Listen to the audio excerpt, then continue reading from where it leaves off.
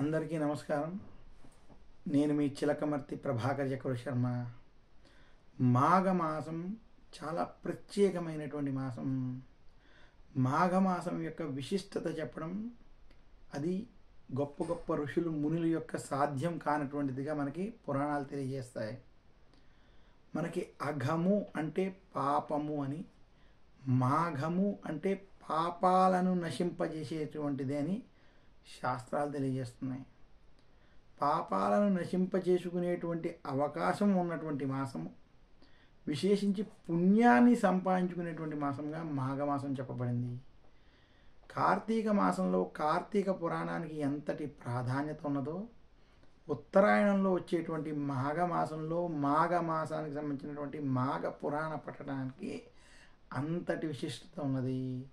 ఈ మాసం అంతా కూడా మాఘ పురాణాన్ని పఠించడం, ఆ పురాణాన్ని అర్థం చేసుకుని అందులో చెప్పినటువంటి విషయాలని ఆచరించడం వల్ల వారికి మహావిష్ణువు యొక్క అనుగ్రహం చేత పుణ్యం లభిస్తుందని శాస్త్రాలు తెలియజేస్తున్నాయి.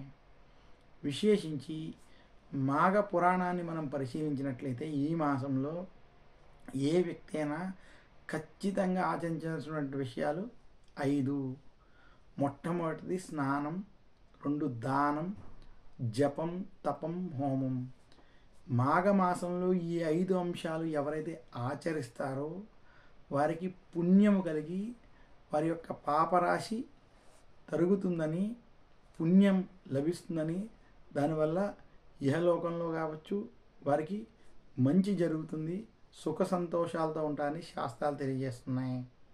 అందుకనే మాఘమాసంలో రోజు నిత్యం తలస్నానం వంటివి, పుణ్యనదీ స్నానాలు వంటివి ఆచరించడం, మాఘమాసంలో జపతప హోమాదులు వంటివి చేయడం, తర్పణాలు వంటివి దేవతలకి, పితృదేవతలకు వంటివి వదిలిపెట్టడం వంటివి చేయడం వల్ల వారికి శుభ ఫలితాలు కలుగుతాయి. మాఘమాసంలో పుణ్యక్షేత్రాలను దర్శించడం, పుణ్య నదీ స్నానాలు వంటివి ఆచరించడం చాలా విశేషం. మాఘమాసంలో గంగా స్నానం కానీ, అలాగే విశేషించి కాళహస్తిలో ఉన్నటువంటి నది దగ్గర స్నానం వంటివి కావచ్చు, కానీ కావేరి, గోదావరి వంటి పుణ్యనదిలో స్నానం ఆచరించడం, విశేషించి రథసప్తమి రోజు, భీష్మ ఏకాదశి రోజు, ద్వాదశి రోజు, అలాగే మాఘ పౌర్ణమి రోజు చేసేటువంటి స్నానాలకి చాలా విశేషమైనటువంటి ఫలితాలు ఉంటాయని, ఇవన్నీ సంకల్ప సహిత పుణ్యాచరణకు సంబంధించినటువంటి స్నానాలు ఈ రకంగా ఆచరించినటువంటి వారికి శుభ ఫలితాలు కలుగుతాయని మాఘ పురాణం స్పష్టంగా తెలియజేసింది.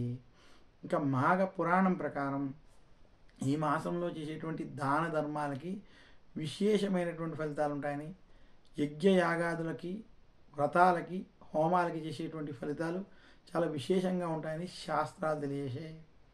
ఇంతటి విశేషం ఉన్నది కాబట్టి మాఘమాసం చాలా ప్రత్యేకమైనది. ఇక మాఘమాసంలో వచ్చేటువంటి మాఘమాస శుక్లపక్ష పంచమి, శ్రీ పంచమి సరస్వతీదేవికి సంబంధించినట్టుగా, మాఘమాస శుక్లపక్ష సప్తమి రథ సప్తమి సూర్యారాధనకు విశేషంగా ఉన్నటువంటిదిగా, అలాగే మాఘమాస శుక్లపక్ష షష్ఠి రోజు వరుణ దేవుణ్ణి ఆరాధించేటువంటి విధంగా, మాఘమాస శుక్లపక్ష అష్టమి రోజు భీష్మాష్టమి, మాఘమాస శుక్లపక్ష ఏకాదశి భీష్మ ఏకాదశి, ఇవన్నీ కూడా మనకి చాలా విశేషమైనటువంటి రోజులు.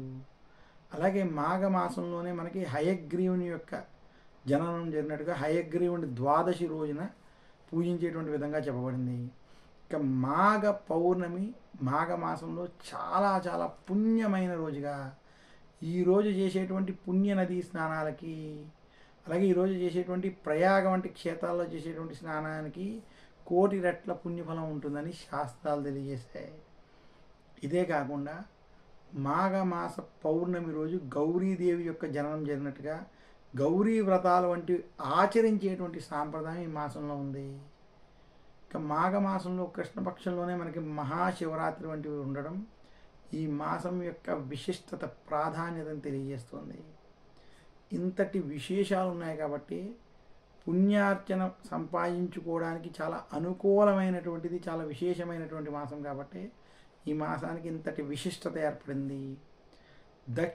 దక్షిణాయనంలో కార్తీక మాసం ఎంతటి ప్రాధాన్యమైందో, ఉత్తరాయణంలో మాఘమాసం అంతటి విశిష్టతతో కూడుకుని ఉన్నటువంటి మాసమని శాస్త్రాలు స్పష్టంగా తెలియజేశాయి.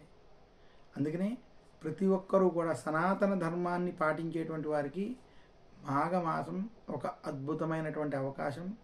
ఈ మాసంలో చేసేటువంటి స్నాన దాన జప తప హోమాదులు వంటివి విశేషమైనటువంటి ఫలితాలు ఇస్తాయని తెలియజేస్తూ మరొక్కసారి అందరికీ మాఘమాసంలో వారికి అన్నీ అనుకూలించాలి, భగవంతుని యొక్క అనుగ్రహం కలగాలని కోరుకుంటూ సెలవు తీసుకుంటాను. నమస్కారం. మీ చిలకమర్తి ప్రభాకర్ చక్రవర్తి శర్మ.